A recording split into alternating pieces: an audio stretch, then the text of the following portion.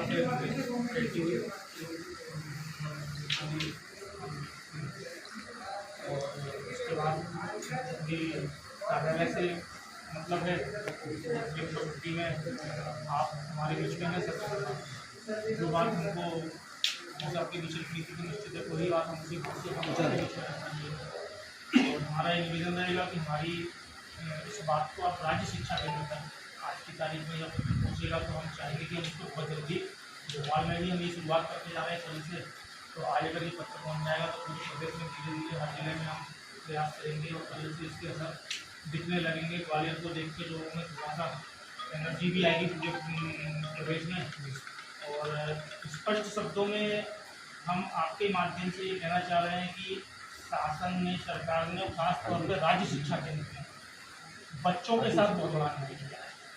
जो परीक्षा हुई उस परीक्षा के दौरान भी हमने समय समय पर अवगत कराया, छात्रों को हमने जिस पुस्तक से पढ़ाया, आप कह रहे हो ठीक है साहब हम इस पर विचार करेंगे, आपने हमसे ऑनलाइन के माध्यम से ऑफलाइन के माध्यम से हमसे डेटा भी लिया, तो हमने कहा कि साहब हम NCERT से छात्रों को पढ़ाते हैं पुस्तक से, तो NCERT की पुस्तक से पढ़ाना कोई गुनाह तो नहीं है, कोई अपराध तो नहीं है। आप ही लोगों ने कहा कि साहब NCERT या SCERT, आपने पूछा भी है बाकायदा, आज भी आपके पोर्टल पे जाएंगे तो देखेंगे तो उसमें NCERT SCERT दो ऑप्शन आ रहे हैं।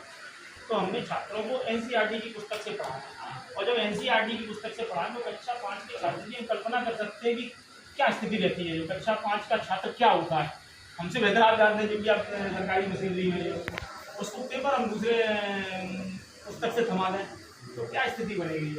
जो बच्चा 3 साल से स्कूल से मतलब नहीं रहा, 3 साल उसकी कोरोना में निकल गई, इस वर्ष जो पहला सत्र था कोरोना के बाद में जो पूरा लगा और उसमें आगे हमने सारी जबरदस्ती का उसके ऊपर छोड़ दिया, उसके ऊपर बहुत सारे षड्यंत्र जो स्पष्ट दिखाई दे रहे हैं, मैं जो कहूँगा षड्यंत्र जो RSK की तरफ से किए गए, जिससे परीक्षा परिणाम प्रभावित हुआ और पूरे प्रदेश में लगभग इनकी संख्या 26 से 28 लाख के बीच में छात्र संख्या है। तो निश्चित है कि उनके पेरेंट्स, उनकी मनस्थिति क्या हो रही होगी और सरकार के वो पक्ष में रहेंगे या विरोध में रहेंगे, इससे कितना बड़ा संकेत हमको मिल रहा है। तो हम तो ये उम्मीद करते हैं कि सरकार संवेदनशील रही है अभी तक और अगर इस पर विचार कर लेगी तो निश्चित है कि हम बधाई भी देंगे साहब, कम से कम हमारे साथ में नहीं बच्चों की सुन ली उन्होंने, जो छोटे छोटे बच्चे थे उनकी सुन ली। उसमें बहुत सारी डिमांड्स है हमारी जो 4-5 और सारी जायज़ है, जेन्युइन है। एक तो भाई विषम परिस्थिति जब होती है तो देखा है इससे पूर्व में भी कई बार सरकार ने छात्रों को 10वीं और 12वीं में जनरल प्रमोशन देकर पास किया। तो ये तो 5वीं क्लास के छात्र हैं, तो आप उनको क्यों ना इतना मानसिक प्रताड़ना दे रहे हो, तो आप उनको जनरल प्रमोशन देके पास कर दो, झमेला ही खत्म हो जाएगा एक झटके में। जो है अगर आपको लगता है कि कोई कानूनी पेचीदगी आ रही है इसमें, तो दूसरा उपाय ये है कि सरकार का ही विभाग है माध्यमिक शिक्षा मंडल। माध्यमिक शिक्षा मंडल के अंदर ये व्यवस्था है कक्षा 10वीं और 12वीं में कि सुपर 5 में हम कक्षा 10 के बच्चे को पास करेंगे। भाई क्यों किया था ये सरकार ने? ये सिर्फ इसलिए किया था कि ज़्यादा से ज़्यादा बच्चों को उसका लाभ हो सके और बच्चे मानसिक तौर पर प्रताड़ित ना हो। तो आप कक्षा 5 में भी कर सकते हो, कक्षा 5 में आप सुपर 3 कर दो, कक्षा 8 में सुपर 5 कर दो। जो है दूसरी मांग हमारी ये है। तीसरा, अगर आपको लगता है इनका भी कोई कानूनी संकट खड़ा हो रहा है, कक्षा 10 में माध्यमिक शिक्षा मंडल, कक्षा 12 में माध्यमिक शिक्षा मंडल छात्रों को ग्रेस की व्यवस्था करता है। क्यों करता है? कि अच्छा बेहतर परीक्षा परिणाम मिले, छात्र ठीक रहें।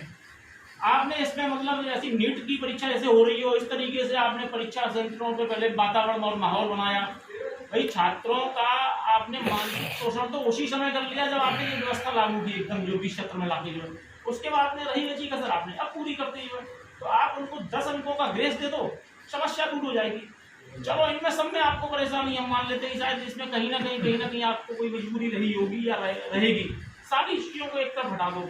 हम तो आपसे आखिरी में बहुत चाहे जो जेन्युइन की मांग करेंगे कि हमारा छात्र, हमारे से मतलब XY, चाहे वो सरकारी स्कूल का हो, प्राइवेट स्कूल का, कोई भी छात्र हो, कक्षा 5 का 8 का, वो आपके यहाँ आवेदन करे। आप एक केंद्र निर्धारित कर दो, चाहे BRC हो सकता है, वह DPC हो सकता है या संकुल हो सकता है, आपके अधीन में जो भी लोग आते, आप वहाँ पर छात्र को बोलो कि साहब बेटा आप आवेदन कर दो वहाँ पे जो अपनी कॉपी के लिए, और जिला स्तर पे आप कोई भी केंद्र निर्धारित कर दो कि वो छात्र वहाँ पर जो है अपनी परीक्षा कॉपी को अपने अभिभावक के साथ में वो अपनी परीक्षा कॉपी को देख ले। अगर वो उस परीक्षा कॉपी में पास है उसको पास होना चाहिए, अगर वो उसमें फेल है फेल होना चाहिए। जो दिशा निर्देश मिल रहे हैं साहब, वो उसमें परिवर्तन नहीं करेंगे हम, वो कॉपी नहीं दिखाएंगे, वो कॉपी जाके आपको मूल्यांकन केंद्र पर देखनी पड़ेगी। तो निश्चित है कि इसीलिए मैंने कहा था कहीं ना कहीं थोड़ी षड्यंत्र की इसमें महक आ रही है कि षड्यंत्र कहीं ना कहीं है कि आप कॉपी दिखाने के नाम पर भी कतरा रहे हो। कॉपी अगर आप फिर जो एक और जिन्होंने जोड़ा हुआ है, मैंने पढ़ रहा था कल जो है, तो उसमें एक लाइन जोड़ी गई है कि यदि आप कॉपी देख भी लेते हैं, आप समझना सर इसको कितना बड़ा षड्यंत्र है, यदि आप कॉपी देख भी लेते हैं तो कॉपी में यदि कोई परिवर्तन भी होता है तो किसी भी प्रकार का अंकों में परिवर्तन नहीं किया जाएगा। ये उसमें नियम में लिखा हुआ है, आपकी नॉलेज में होगा, आप उसको देखिएगा। जो मतलब ये कौन सा कानून बना कि साहब कॉपी में अगर आपके 100% नंबर आ रहा है और हमने आपको 5% दे दिया तो आप 5% रहेंगे। जो अजीब स्थिति चेक करवानी नहीं थी ऐसे नंबर। तो ये मतलब हमारा निवेदन है कि हमारी बात को आप सभी जिम्मेदार हैं, और जब हमने आपसे गुहार लगाई तो मैं आपसे व्यक्तिगत भी कहूँगा कि आपने हमारा सहयोग किया है, तो निश्चित आप हमारी बात को ऊपर तक पहुँचाएं और उसमें बढ़िया तरीके से आपकी ये सारी बातें जो है इस ज्ञापन में सम्मिलित है। बिल्कुल, ज्ञापन में सम्मिलित हर बिंदु को वहाँ तक पहुँचाया जा रहा है, और जिस तरीके से आपने हमें अवगत कराया इसी तरीके से प्रयास रहेगा। बहुत बढ़िया।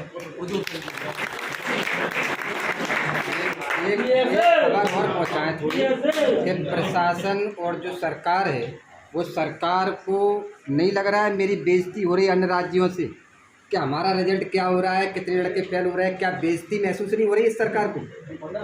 क्या इस सरकार को बेइज्जती महसूस नहीं हो रही? मैं यहाँ बैठे जरूर है, लेकिन है तो आपके बीच के ही लोग,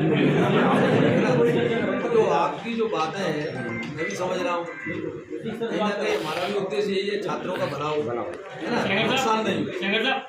आपकी बात को मैं एक और जोड़ दूँ, आपकी बात को बल मिलेगा।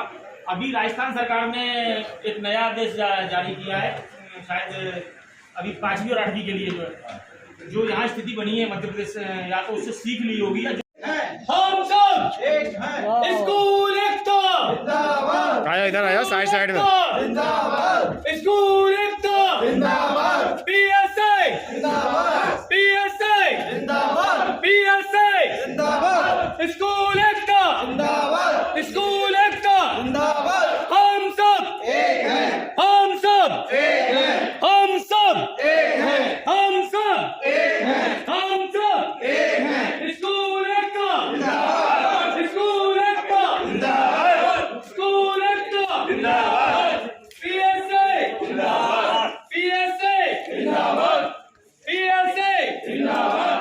ऐसे साइड से हां जी, ऐसे में और ऐसे सभी लोग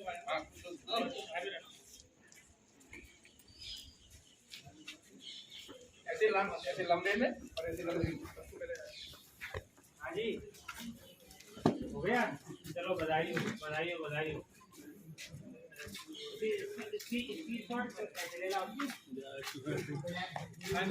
एक्चुअल में तो जैसे कमी हाँ मैं तो फोटोग्राफर बन चुका हूँ।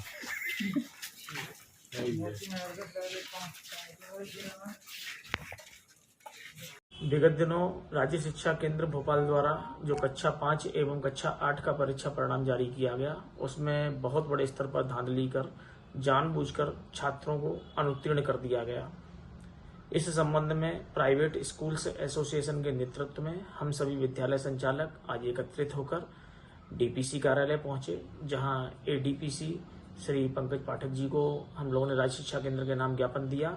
वहीं कमिश्नर कार्यालय पहुंचकर डिप्टी कमिश्नर महोदय श्री शुक्ला जी को माननीय मुख्यमंत्री जी के नाम ज्ञापन दिया, और हमने चेतावनी देते हुए बताया है कि यदि राज्य शिक्षा केंद्र यह सब दुरुस्त नहीं करता है और हमारी मांगों को स्वीकार नहीं करता है तो निश्चित ही बहुत जल्दी हम सभी छात्रों एवं अभिभावकों के साथ बड़े स्तर पर पूरे प्रदेश में आंदोलन करेंगे।